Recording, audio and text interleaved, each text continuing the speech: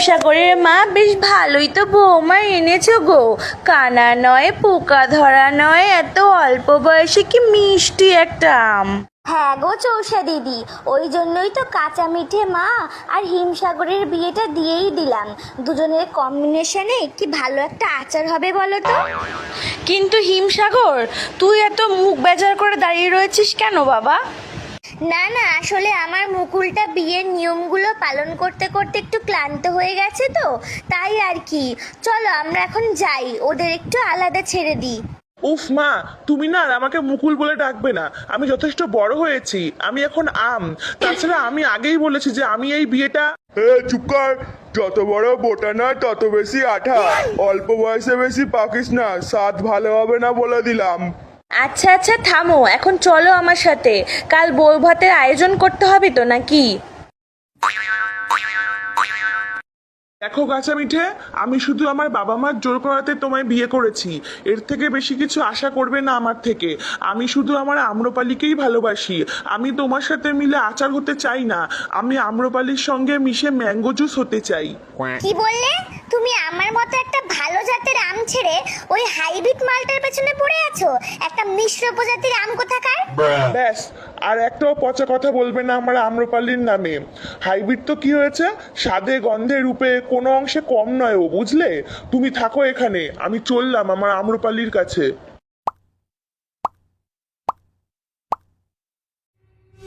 চোষানা মল্লিকা না নই নই রে ফজলি, খেলি চিনিমিনি চিনিমিনি চিনিমিনি মন নিয়ে আম্রপালি। আম্রপালি, এই তুমি তুমি এখানে কি করতে এসেছো? আজ তোমার ফুলসজ্জা তো, যাও ওই ওলাউঠি কচি খুকি কাঁচা মিঠের কাছে যাও। না আম্রপালি, বাবা মার চাপে আমি কাঁচা মিঠেকে বিয়ে করেছি, না হলে ওরা আমায় গাছের ডাল থেকে তাড়িয়ে আমায় ত্যায্য আম করে দিত। তাহলে এখন এসেছো কেন? এখন ভয় করছে না ত্যায্য আম হয়ে যাবার? না, কারণ আমি বুঝতে পেরেছি আমি তোমায় ছাড়া বাঁচবো না। করে দিক আমায় ত্যায্য আম, আমি আর ওই গাছের ডালে ফিরবো না। আমি তোমার সাথে তোমাদের গাছের ডালেই ঘর জামাই হয়ে থাকবো। এই শোনো, তোমার বিয়ের খবর পাওয়ার পরে থেকেই না তোমার থেকে আমার মনের আঠা উঠে গেছে। তার উপর আবার নিঃস্ব হয়ে এসেছো আমার কাছে। আমার কাছে না এই খোসা ছাড়ানো ত্যায্য আমের ভালোবাসার কোনো দাম নেই। আমি এখন আমার অ্যালফান্সোর প্রেমে পড়েছি। বিদেশি আম, বুঝলে, অনেক দাম। ও আমায় ফ্রুটস বুকে রিকোয়েস্ট সেন্ড করেছিল, কি হ্যান্ডসাম দেখতে।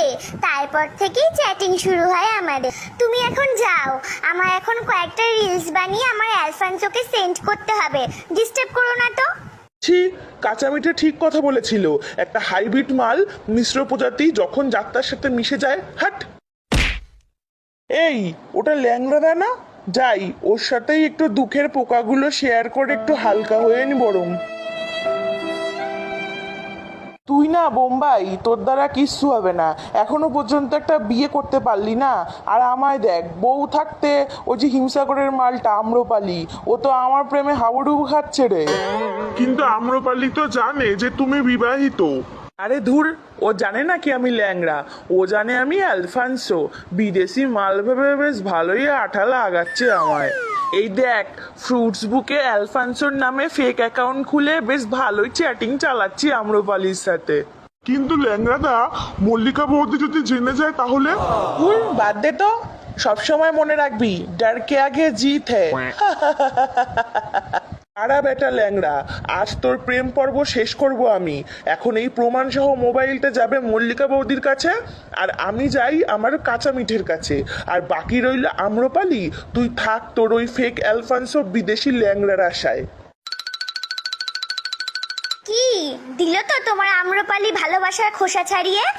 তুমি ঠিক বলেছিলে কাঁচা মিঠে, ওই আম্রপালি আমার ভালোবাসার যোগ্যই নয়। আজ আমি ভালোভাবেই সেটা বুঝতে পেরেছি। আমি তোমার সাথে মিশেই আচার হতে রাজি বউ। নিজের গাছের বউ থাকতে পরের গাছের ডালে ছুকছুকানি নিয়ে এবার পুরে শরবতে গুলে মর হতে ছায়া।